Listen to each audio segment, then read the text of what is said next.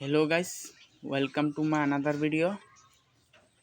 बंधुসকল, আজি আমি ডিসকাস কৰিম যে আমাৰ লোকেল মুৰ্গীবিলাকৰ বয়স কিমান দিন হ'ল আৰু আমি ইহঁতক সেল কেতিয়া কৰিম, সেল আউট কেতিয়া কৰিম তাৰ ওপৰত।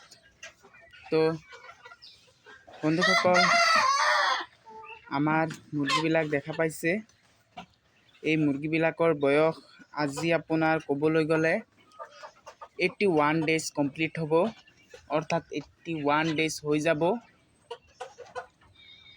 আপোনাৰ ক'বলৈ গ'লে 2 মাহ 21 দিন কমপ্লিট হ'ব আৰু মুৰ্গীবিলাক গ্ৰোথ দেখা পাইছে।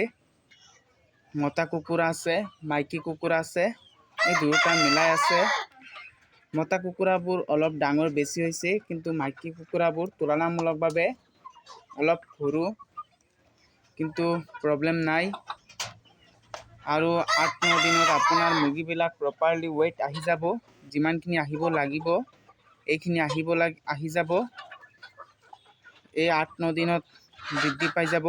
এতিয়া অলপ কম হৈ আছে।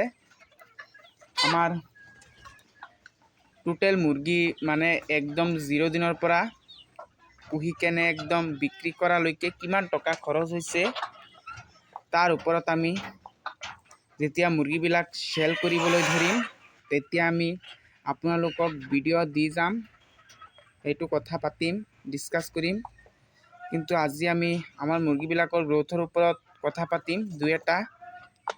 তো প্ৰথমতে আমাৰ মুৰ্গীবিলাক 81 দিনত কিমান ৱেইট আহিছে এইটো আজি ডিসকাস কৰিম। বন্ধুসকল, এই মুৰ্গীবিলাকৰ ৱেইট চাবলৈ গ'লে কিছুমান মতা কুকুৰা 1 কেজি হৈছে, কিছুমান 900 গ্ৰাম আছে, কিছুমান 800 গ্ৰাম আছে, কিছুমান 850 গ্ৰাম আছে, কিছুমান 750 গ্ৰাম আছে। এনেকুৱা মতা কুকুৰাবোৰৰ ৱেইট আহিছে। আৰু যদি আমি মাইকী কুকুৰাবোৰৰ কথা ক'বলৈ যাওঁ তেতিয়াহ'লে মাইকী কুকুৰাবোৰৰ যি ওজন আমি ৱেইটটো চাবলৈ গ'লে কিছুমানৰ 750 গ্ৰাম আছে, কিছুমানৰ 800 গ্ৰাম আছে, কিছুমানৰ 700 গ্ৰাম আছে, কিছুমানৰ 650 গ্ৰাম আছে, কিছুমানৰ 600 গ্ৰাম আছে। এনেকুৱা ৱেইট মানে মুৰ্গীবিলাকৰ আমি দেখা পাইছোঁ।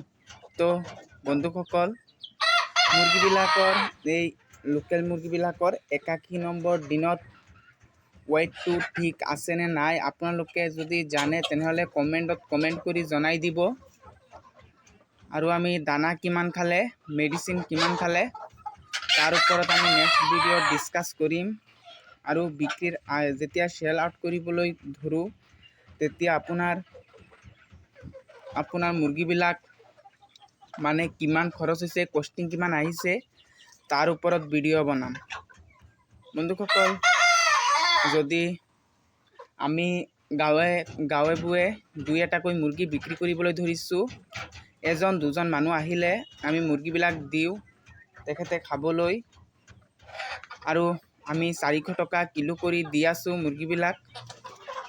আমি হয় বন্ধুসকল, 400 টকা কিলো কৰি মুৰ্গীবিলাক সেল আউট কৰি আছোঁ এটা দুটাকৈ। তো সেইটো হিচাপো আমি ৰাখিছোঁ, সম্পূৰ্ণ হিচাপ আমাৰ তাত আছে। তো মুৰ্গীবিলাক এনেকৈ বৃদ্ধি পাইছে আৰু এনেকুৱা পৰিস্থিতিত আছে। আমি দিনত 3বাৰ দানা দিওঁ আৰু 3বাৰ পানী দিওঁ, 2বাৰ পানী দিওঁ আৰু 3বাৰ দানা দিওঁ। এনেকৈ মুৰ্গীবিলাক পোহপাল কৰি আছোঁ আমি। দেখা পাইছে আপোনালোকে আমাৰ হাঁহৰ ফাৰ্মো আছে, হাঁহৰ ফাৰ্মতো টাইম দিব লগা হয় সেয়ে। তো বন্ধুসকল, এইখিনি আছিলে আমাৰ ভিডিঅ'। যদি এই ভিডিঅ'টো ভাল লাগি থাকে তেনেহ'লে ভিডিঅ'খনত এটা লাইক কৰি দিব। আৰু যদি নতুন আহিছে তেনেহ'লে প্লিজ আমাৰ চেনেলখন ছাবস্ক্ৰাইব কৰি নিজৰ কৰি ল'ব। আৰু যদি কোনোবাই ফেচবুকৰ পৰা চাই আছে তেনেহ'লে প্লিজ আমাৰ ফেচবুক পেজখন ফ'ল' কৰি ল'ব। ধন্যবাদ।